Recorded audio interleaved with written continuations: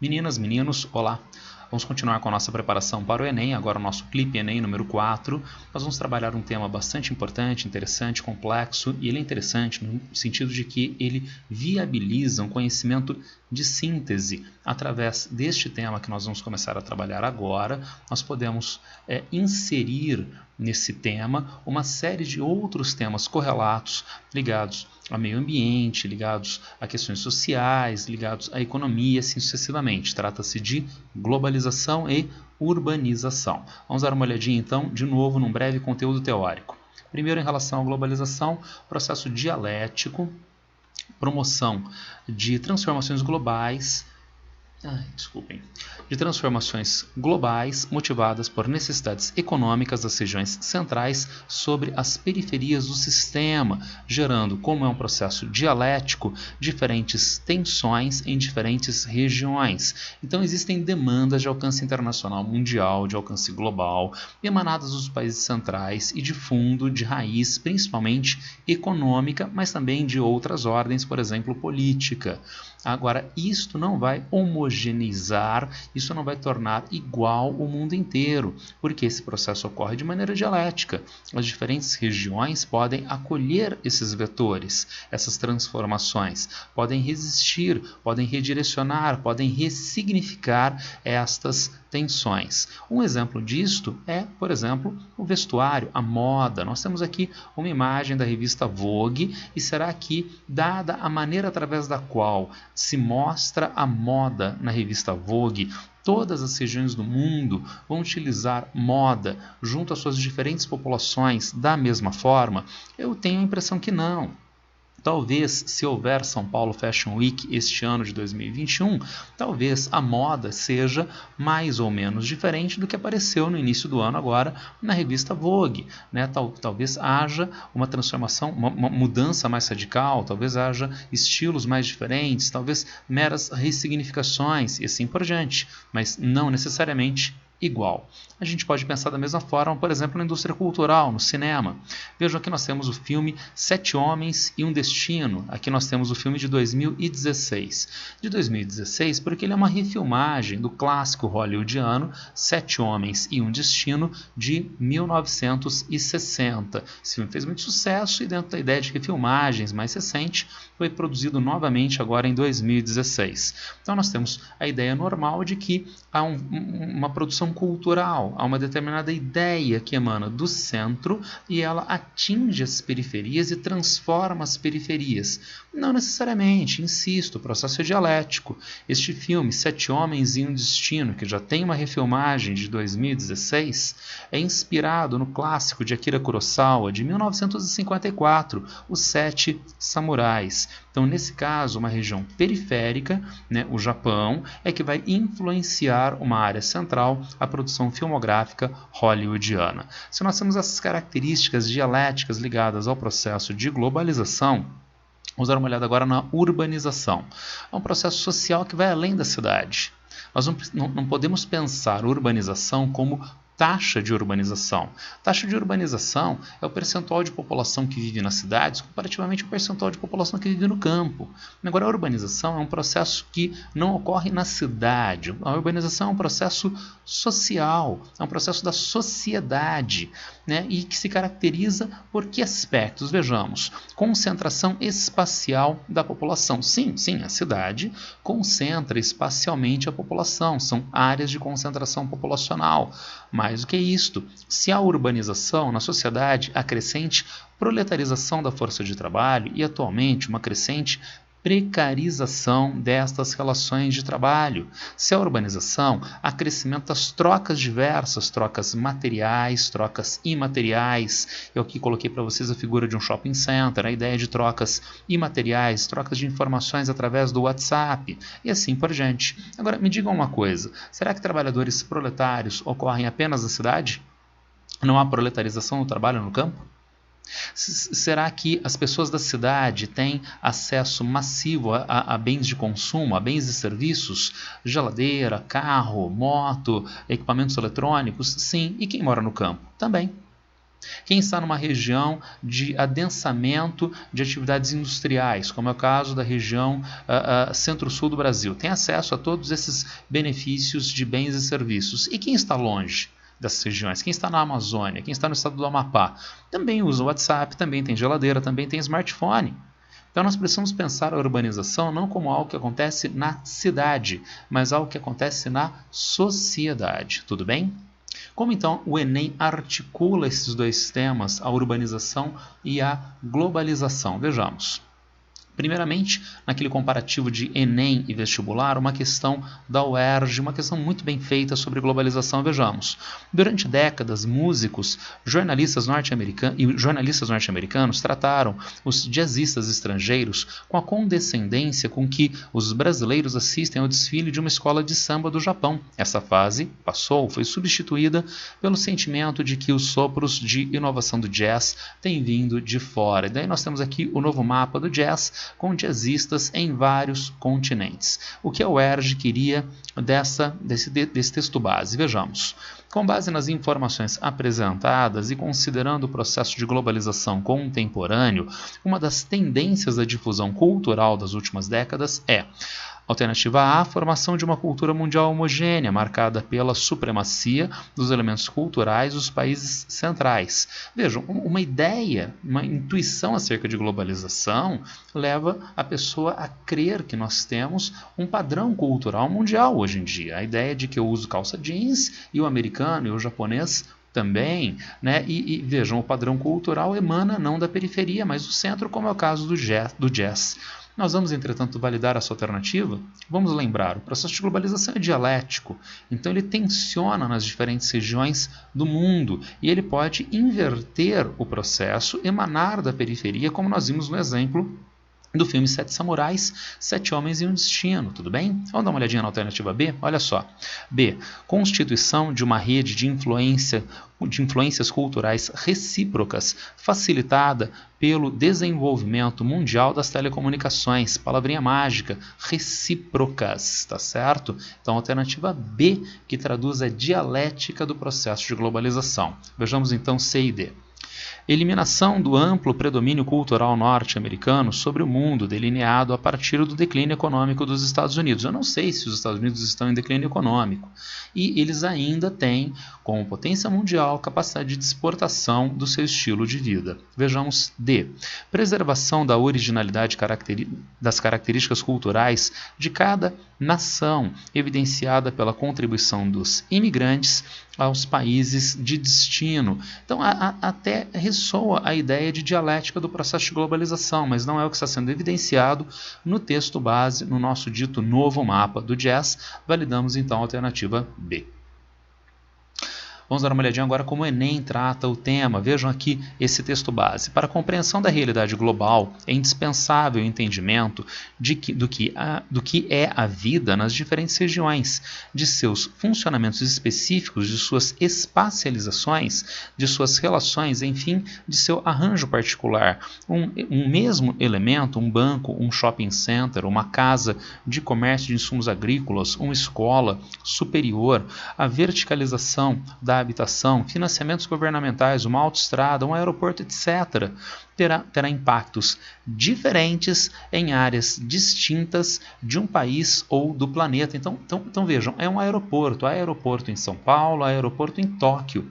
Mas a maneira como esse aeroporto funciona e tem significado nessas diferentes regiões são formas distintas. O processo não é o mesmo em todas as regiões, diz Milton Santos. Vejamos. Ao tratar das diferenciações espaciais, o autor provoca uma reflexão sobre as relações entre espaços diversos que são exemplificadas, vejamos, A. No espaço rural atual, que apresenta uma desvinculação da produção agrícola e do consumo alimentar. Há também uma articulação mais aguçada entre o agrícola e o industrial, fenômeno que não estava claro até meados do século XX. O campo hoje é subordinado à cidade. A agricultura, no modelo agroindustrial, demanda recursos diversos oriundos da produção industrial, insumos em sementes, agrotóxicos, máquinas, combustível, sendo que, inclusive, esta agricultura, e como diz a alternativa A, não é produtora de alimentos, é produtora de mercadorias a serem comercializadas, inclusive nas cadeias produtivas que demandam esses insumos. Por exemplo, na indústria têxtil, que demanda o algodão, e nesse caso a produção agrícola não é alimentar. Então, alternativa A, bastante interessante. Vamos ver B. Na análise dos espaços urbanos, como historicamente relacionados à industrialização, o que não se pode afirmar dos espaços rurais, que vêm passando por processos de modernização tecnológicas, mas conservando a desarticulação com as cidades. Estão articulados e subordinados ao mundo urbano industrial. Vejamos C. Na transição do modo de produção feudal para o modo de produção capitalista, nem tem relação com o texto base, né? Em que a cidade surgiu como um espaço de reprodução das relações servis dos feudos, meu Deus.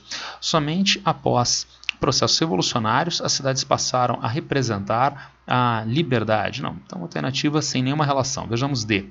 Na desarticulação entre os espaços rurais e urbanos, que se deu historicamente pelo fato de o campo não ter se subordinado à cidade no que se refere à questão das técnicas e tecnologias. Vimos que sim, há essa subordinação. Esse fato explica hoje o grande avanço tecnológico na agricultura. E finalmente E. Nos espaços urbanos, onde é possível perceber uma desarticulação entre os processos sociais, econômicos e territoriais. Essa desarticulação se manifesta nas diferentes e desiguais paisagens presentes nas cidades. As paisagens são marcadas, sim, por paisagens das mais diferentes e desiguais, mas elas são estruturadas por mesmos processos. Não há desarticulação. Ficamos realmente com a alternativa A. É uma questão de razoável complexidade. E ainda vejam, as alternativas B, C, D e E são eliminadas através do texto base, enquanto a alternativa A não apenas é validada pelo texto base, mas ela exige que o aluno traga conhecimentos mais ou menos aprofundados de globalização e de urbanização para poder viabilizar a alternativa. Vejamos o Enem cancelado de 2009. Entre as promessas contidas na ideologia do processo de globalização da economia estava a dispersão da produção do conhecimento na esfera global, expectativa que não se vem concretizando.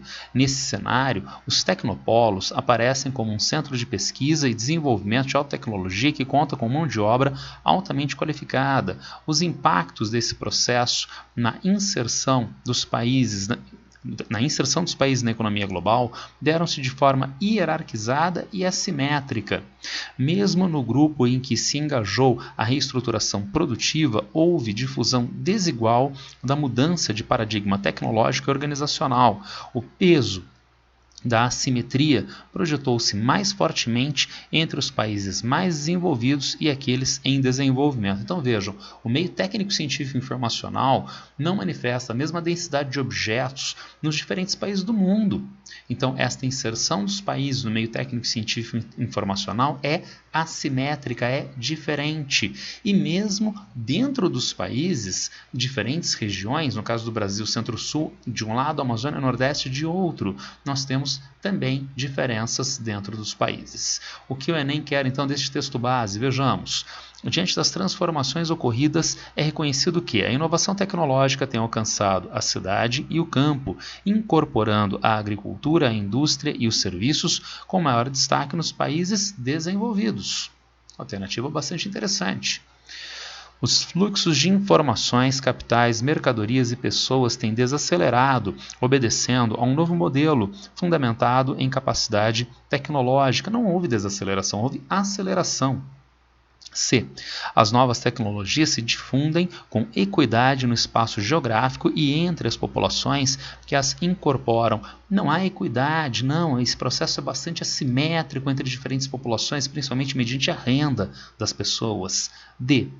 Os tecnopolos, em tempos de globalização, ocupam os antigos centros de industrialização concentrados em alguns países emergentes, não, principalmente em países centrais. E. O crescimento econômico dos países em desenvolvimento, decorrente da dispersão da produção do conhecimento na esfera global, equipara-se ao dos países desenvolvidos. Não há essa equiparação. Os países desenvolvidos é que lideram este processo. Validamos então a alternativa A. Eu insisto, o caráter desigual, dialético do processo de globalização, manifesto, entre outros, nessas diferentes paisagens da cidade, nessas diferentes articulações de paisagens desiguais, inclusive do campo e da cidade. Uma última questão agora da FUVEST. Vejam vocês. O local e o global determinam-se reciprocamente, umas vezes de modo congruente e consequente, outras de modo desigual e desencontrado. Mesclam-se e tensionam-se singularidades, particularidades e universalidades, conforme Anthony Giddens. A globalização pode assim ser definida como a intensificação das relações sociais em escala mundial que ligam localidades distantes, de tal maneira que acontecimentos locais são modelados por eventos ocorrendo a muitas milhas de distância e vice-versa. Esse é um processo dialético, porque tais acontecimentos locais podem se deslocar numa direção inversa às relações muito distanciadas que os modelam. A transformação local é, assim, uma parte da globalização. Nós temos, então, as ideias que eu apresentei para vocês nos 2 slides iniciais, no texto de Otávio e Yanni, citando Anthony Giddens. Tá legal? Vamos ver o que a FUVEST quer desse texto base.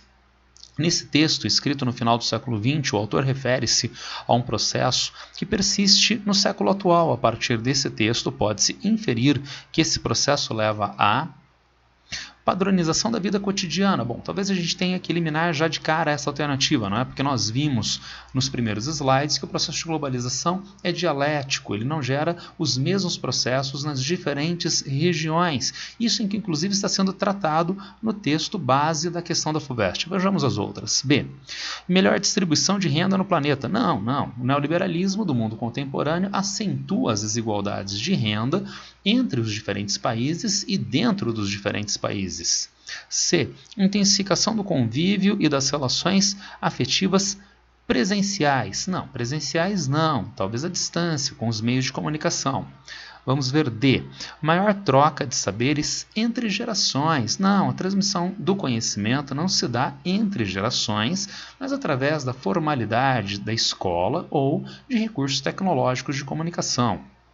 E a reiteração do ambientalismo como reação, a retração, do ambientalismo como reação à sociedade de consumo.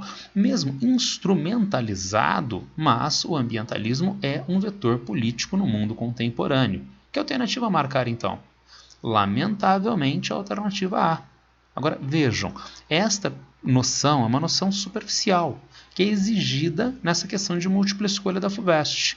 Eu insisto, se nós tratarmos a globalização de modo a pensar que ela padroniza os processos mundiais, nós não validaríamos a alternativa correta da questão da UERJ. E os 2 textos bases que nós trabalhamos, as questões do Enem, nas 2 questões do Enem, são textos que mostram o caráter dialético do processo de globalização, que inclusive está sendo manifesto aqui no texto base da questão da FUVEST. Então, isto me parece bastante lamentável na questão da FUVEST. Um aluno não teria outra coisa a responder nessa questão senão a alternativa A. Um aluno de boa qualidade vai eliminar B, C, D e E e com um certo lamento vai validar a alternativa A. Tudo bem? Tranquilinhos? Era isso que eu queria passar para vocês hoje. É um tema bastante complexo, como todos os outros que nós trabalhamos. Se alguém tiver alguma dúvida, algum problema, por favor, me acesse nas redes sociais. Abraço para todo mundo. Boa sorte.